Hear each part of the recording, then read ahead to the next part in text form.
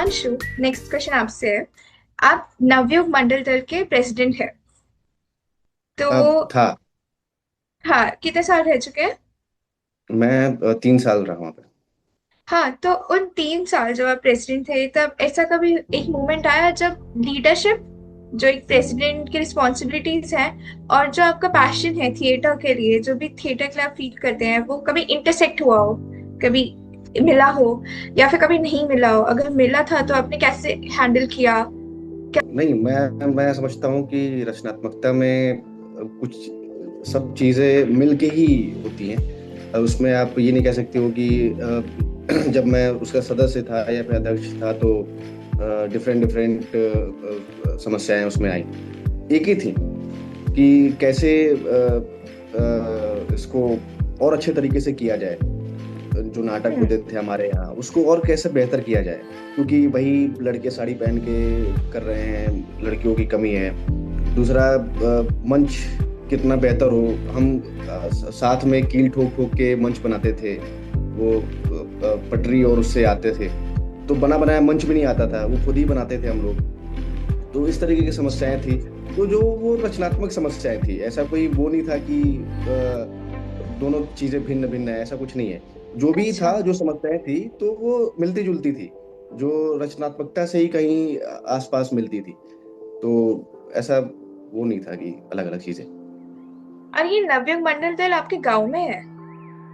ये नवयुवक मंगल दल, हाँ, हमारे गांव का ही एक ग्रुप है। जो अच्छा। अभी मैंने उसको यंग थिएटर ट्रूप, मैंने अपना ग्रुप खोला है दिल्ली में। तो अच्छा। मैंने उसी से मिलता जुलता कुछ ट्राई किया है। बेसिकली उसका हिंदी का नाम नवयुवक मंगल दल ही है। तो मैं सोच रहा हूँ कि अपने गांव की परंपरा को मैं आगे तक लेके जाऊं। तो मैंने अपना आई। ग्रुप भी खोला है। नहीं, यंग थिएटर ट्रुप में मैंने ऑल माई सन्स अभी 16 नवंबर को किया था। रामानुजन किया हुआ है और महारथी किया है उससे। लेकिन ऑल माई सन्स ज्यादा चल रहा है अभी, क्योंकि उसके एक शो मैंने उसका श्रीराम सेंटर में किया था, एक हिसार में किया था, दूसरा अभी सवाई में करने वाला हूँ। तो 2-3 शो लाइंड अप है उसके। तो ये चल रहा है। All the best Himanshu, all the best. Thank you, thank you. So next question to Gracie. Gracie, do you have a favorite spot or time to write poetry? जैसे मैं पेंटिंग करती हूँ, तो मेरा फेवरेट टाइम वही रहता है जब एग्जाम्स के बाद ब्रेक मिलता है ना, सो आई ट्राई टू पेंट जितना पॉसिबल है। जब तक काम नहीं है तो पेंट करो। So do you have something like that जिसमें आप पोएट्री रिलैक्स होकर लिखते हो?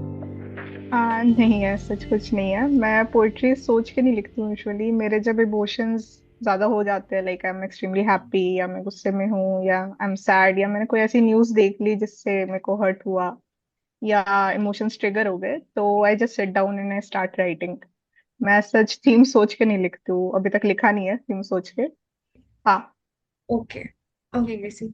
सो हिमांशु, थिएटर आपको अपने इमोशंस एक्सप्रेस करने का एक मीडियम है।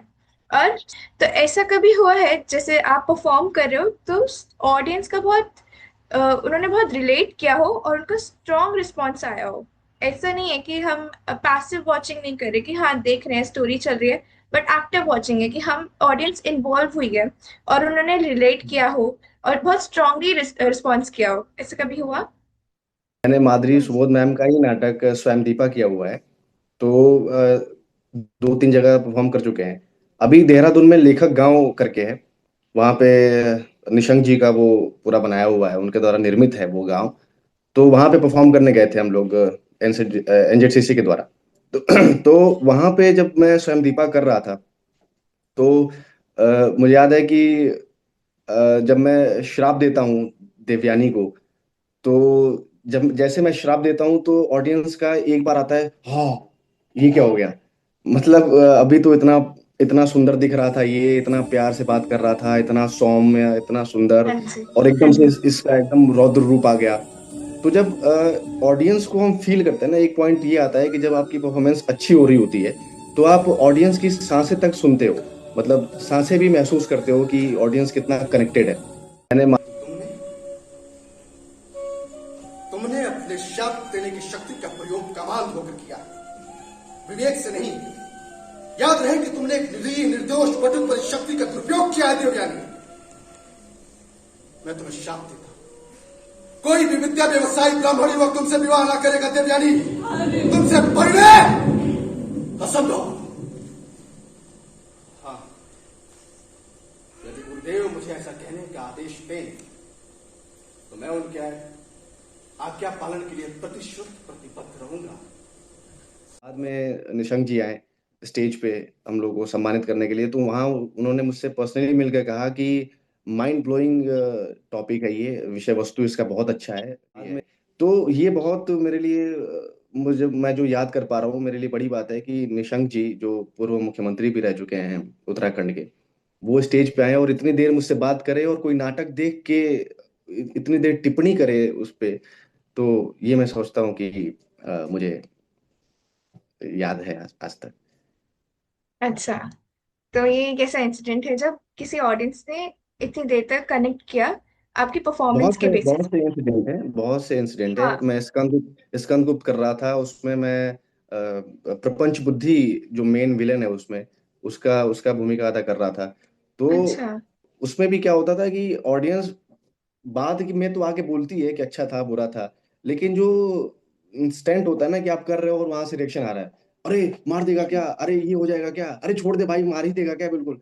तो इस तरीके से प्रतिक्रिया आती है तो लगता है कि हाँ, मतलब जुड़ रही है ऑडियंस, और अच्छा लगता है।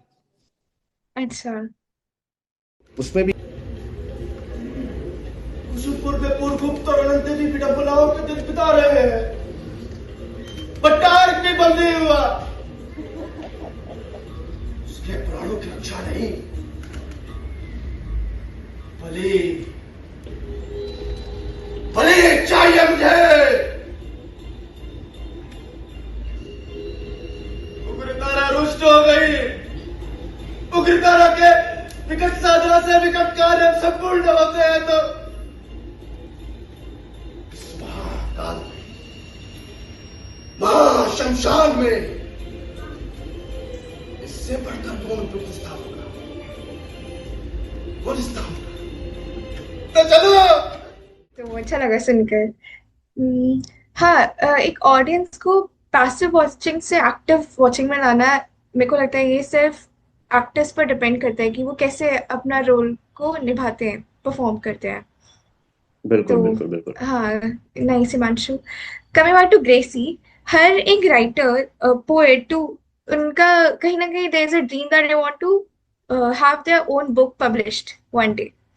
So if you also are someone who is manifesting कि एक दिन मेरी book print हो, publish हो, so what vibe or what theme would you want your book to have? कुछ तो होगा ऐसे imagination में कि अगर कभी book print हुई तो ऐसी होगी, ये होगा, this these things won't be there, ये नहीं होगा, ऐसा कुछ। rather than having a particular theme, I want कि जैसे मेरे इमोशंस के ऊपर मैं लिखती हूँ कि मैं खुश हूँ तो I write a happy poem, मैं सैड हूँ तो my poem automatically turns to be a sad one. तो आई वांट कि वैसे ही सारे इमोशंस को कंपाइल करके मेरी पोएट्री की बुक हो, लाइक अलग अलग ह्यूमन इमोशंस को, या अलग अलग जो टॉपिक्स अभी हो रहे हैं हमारे आसपास उनके ऊपर जो पोएम्स मैं लिख रही हूँ उन सबका ही कंपाइलेशन हो, rather देन कि मैं सिर्फ एक थीम लेके उसी के ऊपर सब कुछ लिख रही हूँ। सबका कंपाइलेशन करना है मेरे को, like a collection of poetry. Okay, collection. हाँ, हाँ। कलेक्शन। ओके, जैसे रूमी और सिल्वा प्लाथ की रहती है, इफ यू रीड देम, हाँ वो भी हाँ कलेक्शन हाँ ही रहती है, दे डोंट हैव अ हाँ हाँ, specific theme collection two of it. Poetries. Okay, nice. Best wishes to you, Gracie. Himanshu, coming back to you.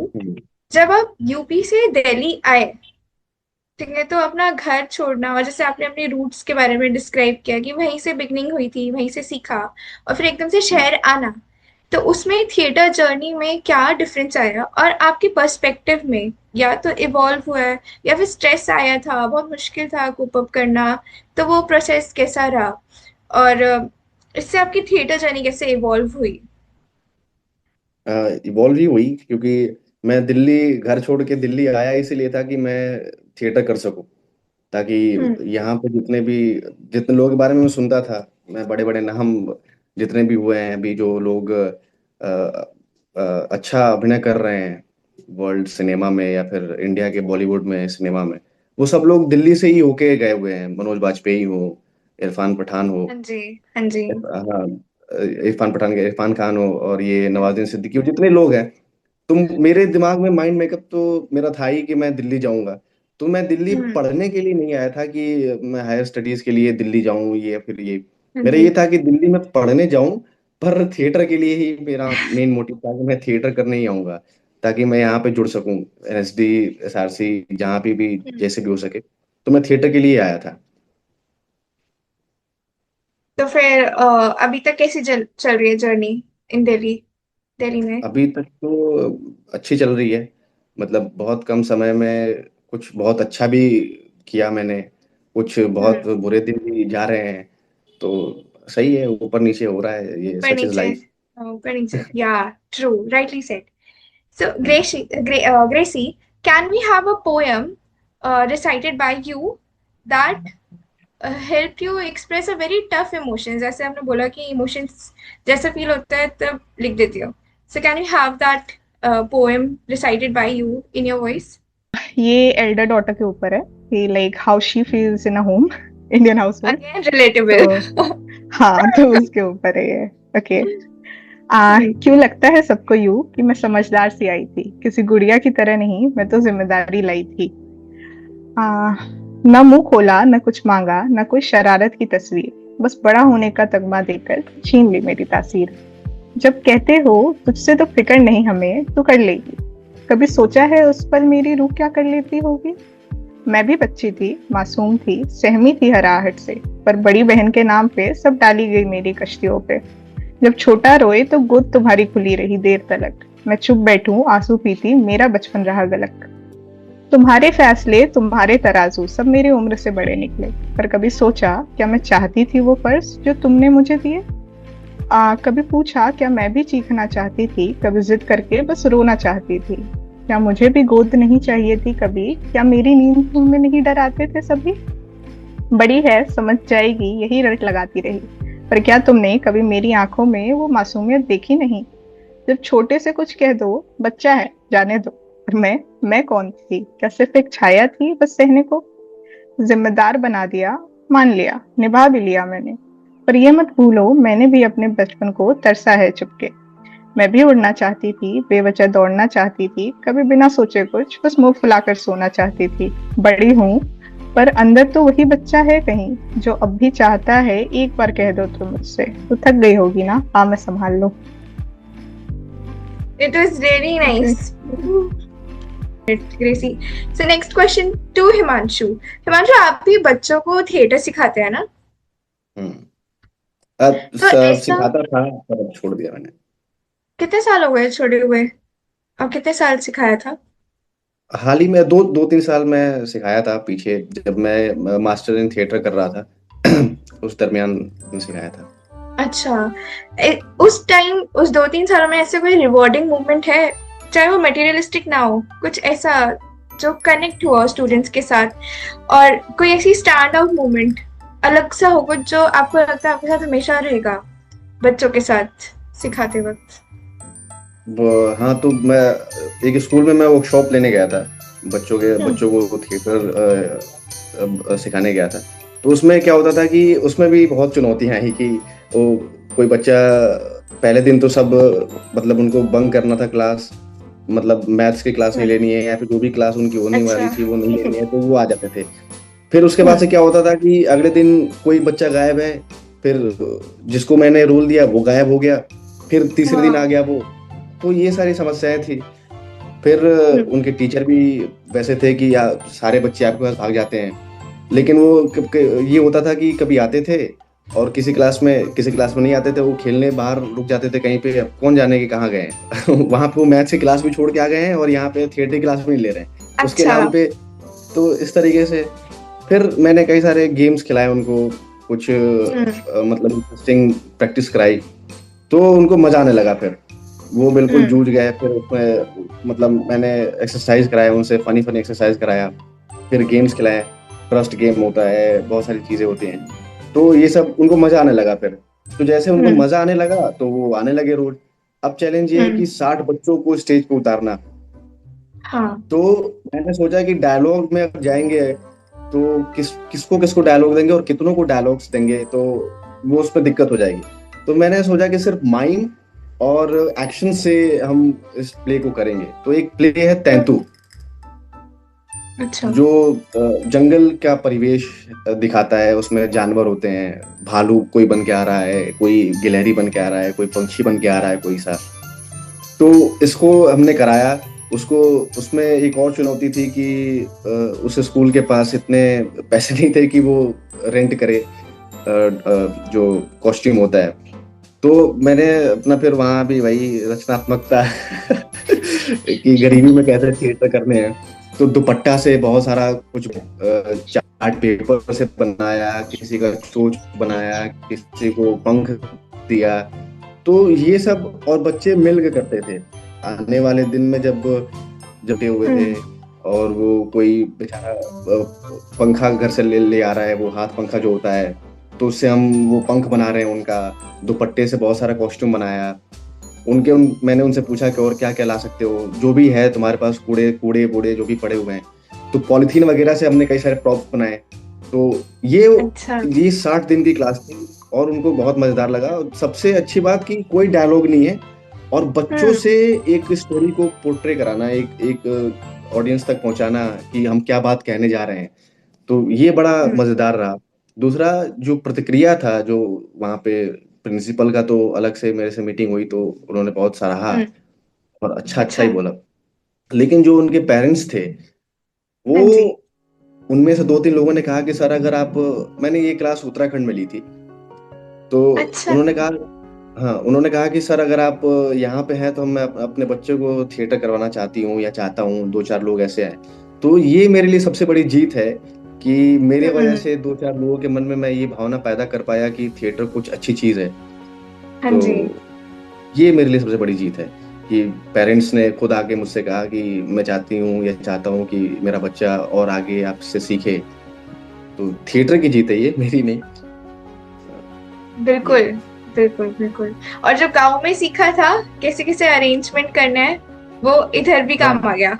हाँ, हाँ, और मेरे को लगता है बिल्कुल आगे वो भी तो काम आता रहेगा, कुछ सीखा हुआ कभी वेस्ट नहीं जाता। वही। हुँ। So Gracie, you call poetry your personal heaven.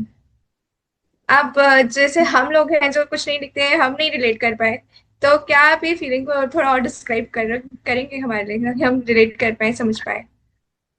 हाँ, पर्सनल हेवन इस कान में कहा मैंने, बिकॉज मैं ना अपनी बातें कन्वे नहीं कर पाती हूँ यूजुअली आसानी से। लाइक बहुत ज्यादा ओवर थिंक करना, बहुत ज्यादा सोचना कि अच्छा बोलेंगे तो इसका रिस्पॉन्स क्या आएगा, बोलना चाहिए नहीं बोलना चाहिए। तो वो बातें हुँ। ना कहीं मन में ही रह जाती है, चाहे वो पेरेंट्स के साथ हो या फ्रेंड्स के साथ हो। तो वो इमोशंस निकालने में पोइट्री हेल्प करती है। लाइक मेरे को सोचना नहीं पड़ता कि ओके सामने वाला क्या सोचेगा क्या नहीं सोचेगा। मेरे को बस नोटबुक निकालनी है एंड मेरे को अपनी फीलिंग्स को जॉल डाउन करना है पोइट्री के फॉर्म में। तो कहीं ना कहीं इफ अगर मैं टेंस हूँ तो मेरे को सपोर्ट मिल रहा है, मैं खुश हूँ तो मेरी हैप्पीनेस बढ़ जा रही है। तो इस कारण मैंने उसे पर्सनल हैप्पीनेस कहा। हुँ। हाँ, तो वही है, जो आर्ट है वो एक मीडियम दे देता है आपको एक्सप्रेस करने का अपने आप को, for people like you and me also, जो नहीं एक्सप्रेस कर पाते। तो मेरे लिए भी पेंटिंग है। So I am also more of a listener, मैं सुन लूँगी, पर मेरे को जो फ़ील हो रहा है हाँ, वो मैं नहीं बता बताऊँगी नहीं इज़िली। पाएंगे। हाँ, तो उसमें बहुत टाइम लगता है, कंफर्ट, सेफ्टी जैसा लगता है। अगर सेफ ज़ोन है तो बता दिया, नहीं है तो आई कीप इट नहीं इनसाइड मी। बताऊँ, बताने के बाद भी सोचना कि ओवर शेयर तो नहीं कर दिया। हाँ जी, हाँ जी। तो इसमें क्या होता है, आर्ट बहुत हेल्प करता है एक्सप्रेस करने के लिए। तो ऐसे रहता है कि हर एक इंसान के पास कोई आर्ट फॉर्म हो जिससे वो अपने आप को एक्सप्रेस कर पाए। नहीं तो अंदर इमोशंस रखना ना बहुत बहुत डिफिकल्ट है उसमें रहना फिर। इसी में हिमांशु ने रामानुजन प्ले डायरेक्ट किया है। हाँ हम्म। जी, है ना? तो फिर ऐसा क्या था जो आपको ले गया कि खींच रहा था कि रामानुजन प्ले डायरेक्ट करना है, और उसको डायरेक्ट करने के बाद आपने स्टोरी टेलिंग के बारे में और क्या सीखा? कैसा एक्सपीरियंस था? क्या नया सीखा?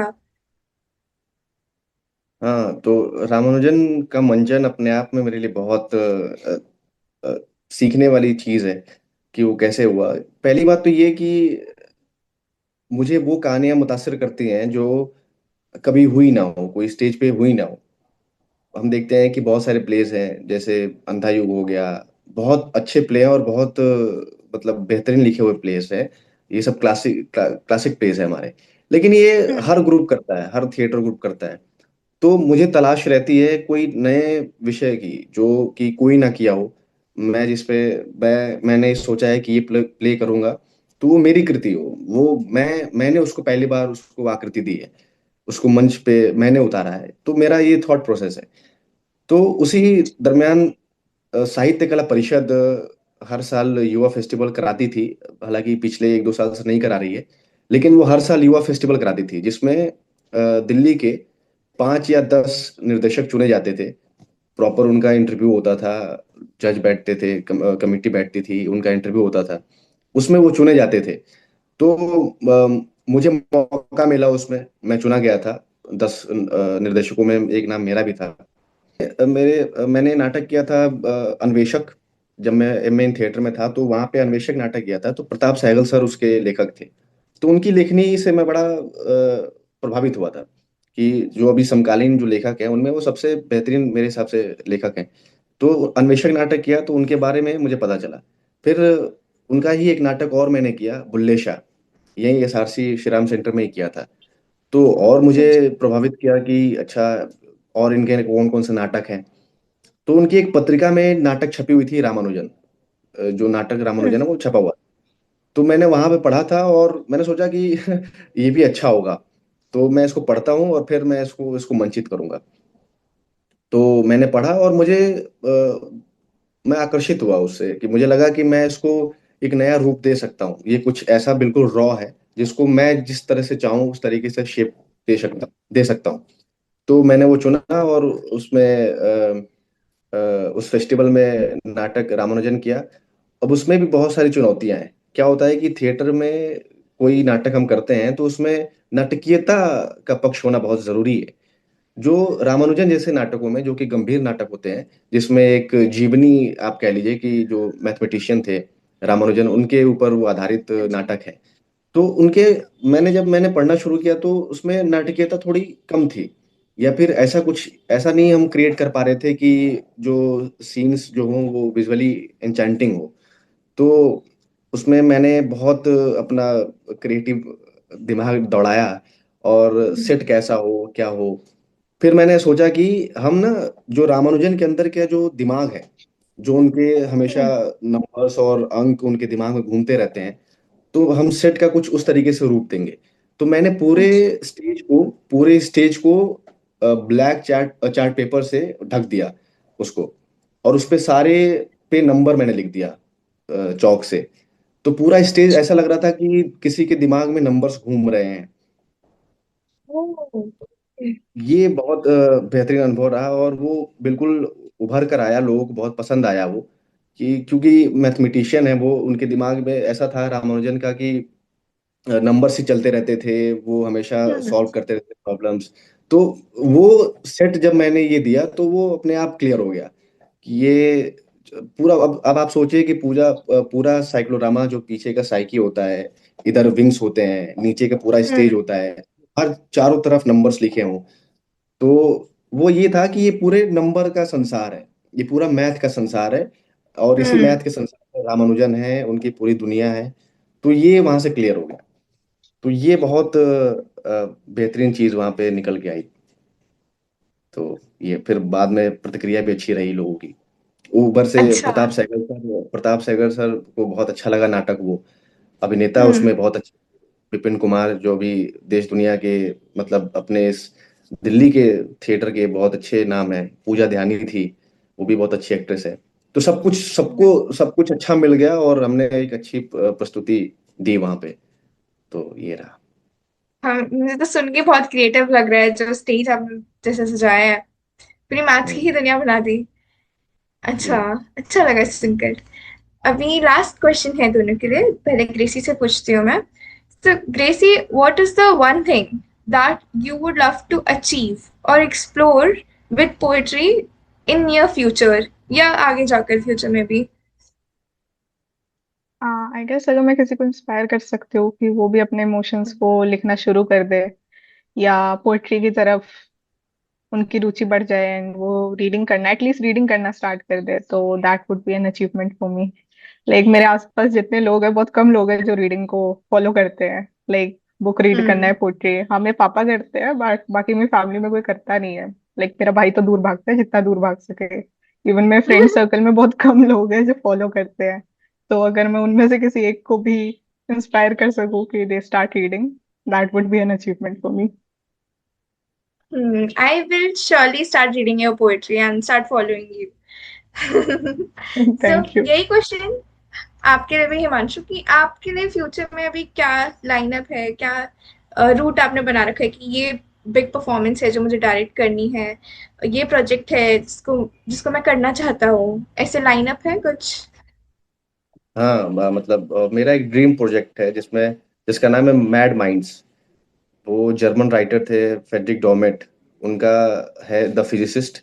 उसको मैंने रूपांतरित किया है हिंदी में, और उसको मैं मैड माइंड्स के नाम से करना चाहता हूँ। वो मेरा ड्रीम प्रोजेक्ट है, जिसमें खून भी, पर्दे से खून भी गिरेगा, हवा में लोग डांस भी करेंगे। तो इस लेवल पे है, कुछ चीजें हैं, अभी मैं पूरा नहीं बता सकता यहाँ पे। तो वो मेरा ड्रीम प्रोजेक्ट है, और इस साल के एंड या फिर अगले साल तक मैं करूंगा। और दो तीन चीजें हैं, जैसे कि एक सेलिब्रिटी शो मैं सोच रहा हूँ कि एक एक नाटक ऐसा करो जिसमें कुछ बॉलीवुड के एक्टर्स हों जो नाटक कर रहे हों। तो कुछ वो है। और एक प्ले अभी और मैं करना चाहता हूँ, देशभक्ति नाटक है वो हाल में ही करूंगा, इसी महीने या फिर अगले महीने। तो ये चीजें लाइंड अप है। और हिमांशु, आपके आंसर में कुछ ऐसा नहीं था कि आप थिएटर से ऊपर उठ के ऐसे बॉलीवुड में एंटर करना चाहते हो? इधर ऐसा कुछ नहीं है? नहीं, वो तो सबका है। वो सबका ही तो रहता है। सब सबका ही रहता है वो चीजें, पर अभी प्रेजेंट प्रेजेंट में जीना चाहिए। अभी जो मेरे प्लान्स थे मैंने वो बताया आपको। बाकी अच्छा। तो सबको चमकना है, सबको सितारा बनना है, वो तो बात की बात है। हाँ जी। हाँ, तो उसके जैसे लिए आदमी बहुत मेहनत करेगा। बहुत ऐसे उसी के लिए बहुत बहुत विशेष दोनों को, ग्रेसी को भी हिमांशु को भी। थैंक्स फॉर, अच्छा लगा दोनों से मिलकर आज। Thank you Himanshu, thank you Gracy, thank you for joining today. Thank you.